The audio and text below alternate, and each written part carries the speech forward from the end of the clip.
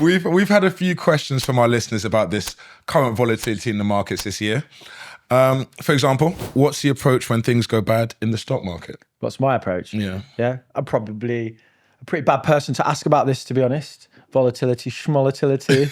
The reason is because I'm kind of long enough in the investing tooth now to sort of not be fazed by these things, to the point where I don't even realize they're happening a lot of the time. You know, from someone who's like a social media person about the stock market and finance, I tune it out so well that, you know, I find out from the audience, oh, it's dropped a lot today. I'm like, oh yeah, well, yeah, it really has. For me, it's not really that much of a concern. It's not surprising because these things are part of the market. I think, you know, if you look at the S&P 500 on a long-term chart, about a third of all years are declines, and quite a lot of those are significant. It's more likely to get a minus 20% decline in the market than you are to get the average rate of return of 10% in a year. Do you know what I mean? Yeah. The drops are normal. So people need to internalize that first of all. And then I would encourage you to think about investing, not in terms of what is going on right now, but what is my timelines for investment. So for most people listening, they've got decades ahead of them. So they're sitting there going, okay, well, drops in the market are good. If you're running away from the market when it's declining and you've got 30 years ahead of you, you're running out of the store when the sale is on. Yeah. You know, you should be running into the store when the sale is on, because the declines allow you to buy units of the market for a cheaper price than you could yesterday. If you are nearer to retirement, obviously this is a different concern. But your plan for retirement should start 5 to 10 years before you retire. And part of that plan is accepting that there's a chance that at the point of retirement where you enter into retirement, that the markets might do badly, and you've planned around that. You've got cash buffers, bond ladders, annuities, these kind of things. I think, you know, it's just that preparation that needs to happen. In a way, if I was retiring in 5 years and the stock market was crashing now, I'd probably be a bit happy about it, because I'd be like, well, hopefully it's recovered a bit by the time I actually do. What I think is more interesting about this decline at the minute is that it's American-led, it's tech-led, and it kind of rocks the idea that, you know, oh, all you need is the big tech companies in America. I mean, I hate to say I told you so, but I'm going to say it. Literally like global fund, because we've been relying on America, been performing to continue performing as it has been for the last 20 years. And is that going to keep happening? So it's best to be diversified. All it took was one orange man to come in and the whole thing, like, you know, fell apart. For validation right there. Yeah, well, I just think, you know, we're not talking politics, we're not talking about individuals or ethics or anything. All we're talking about is the fact that one man can influence the market so much, especially a person that everyone was like, oh, he's so great for the markets. He came in and everyone was having a great time. The markets thought this guy is going to be good for the markets. So the markets rose, even crypto did as well, right? But then because of his actions, everything is undoing a little bit at the moment. That could change long term, but what it speaks to is the uncertainty around performance, and also the influence that individuals can have on the market that are, you know, presidents, leaders, wars, these things can come out of nowhere. And the market can be pretty confident that someone's going to act in a certain type of way, and then they act in a different way, and everyone gets surprised. You know, I could say, we can sit here and say you buy a global market, but even the global stock market is underperforming or doing a little bit badly at the minute.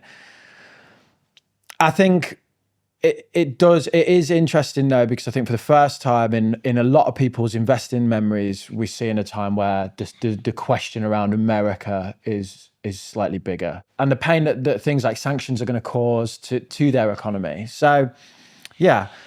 You can't avoid these declines. And I think what people need to do is zoom out. So when these declines happen, they zoom out and they look at the chart and they look at the fact that actually it's still only relatively a blip. They also need to zoom out when they're planning their portfolio and go, what's happened today hasn't always been the case. And what I mean by that is American dominance hasn't always been the case. There have been periods of large declines in the American markets. So from 2000 to 2010, 11, was like a lost decade for the American markets. But I'd also say that zoom out and think we probably needed this to happen, because the American markets have become so overvalued. Yeah. So have American tech businesses. They've become so dominant. that this is almost like a correction. Yeah. The last couple of years have been great, but it can't continue to go like that. It's not feasible because it's like this, isn't it? It's ups and downs, and it's just a few bad days in the office. But if you zoom out and go over the last 3 years, the performance has been stellar, and this doesn't delete that. I mean, by the time this comes out, it might have done. It might be better. It might be worse. It's like everyone says, like you said earlier, like people run away from the sale. Like I'm a big fan of buy the fun dip, BTFD, buy the fun dip or buy the effing dip. But there have been so many dips recently, my dip bag is exhausted. Like there's nothing left in the dip bag. Like you said, most people haven't been through one of these dips or corrections before, apart from all the people that have ever invested in crypto, and you'll be very familiar with this. What I would say is, if you have a good investment strategy, stick to it. When the market dips or when there's a crash, the way I don't freak out is because I'm like, I invested for a reason. I think that this is a good long-term plan. Like you said, like the dips are temporary. So if you can just kind of calm, take a step back, not panic, not, like you said, sit on the toilet selling everything because you've seen a dip, and you just kind of just breathe and just like take a step back and say, I think this won't last forever. It might last forever, but I mean, you've got to think realistically, is America going to disappear in the next like few years? Do you think America will come back? Is that a question? Yeah. For me? Yeah. Or do you think it's time for China? No. I don't think it's. I think it's anything like that. I think the markets are a reflection of uncertainty, and I think people are just selling because they don't know what's going on and things feel like they're changing. I think a long-term bet on the American economy is probably still as good as it was. It might even be better now because it's a little bit cheaper. Yeah. I think what's happened is that the American markets have become overvalued by most metrics, and there's been an over-reliance on a few individual companies within that. And then you add in this kind of AI narrative, and people just love that sort of, everything's about to change. The amount of times that's been said over the last few years, AI, EVs, all this, and we're all still here wiping our asses with these. Do you know what I mean? It's the same. Yeah. The world doesn't feel that much different. So, I think this was a bit overdue, and corrections feel horrible to people, and they ultimately question if they should do something.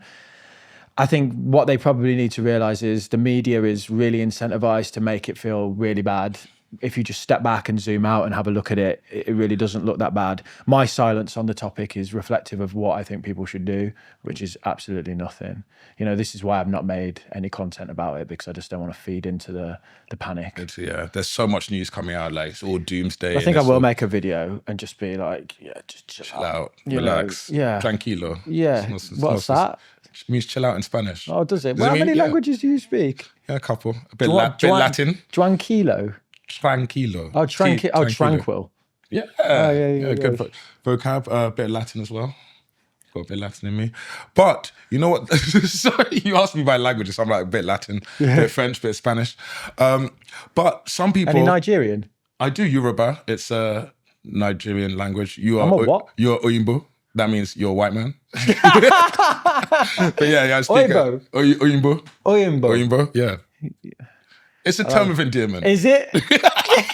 Just racial slurs on the podcast. It's a term of endearment.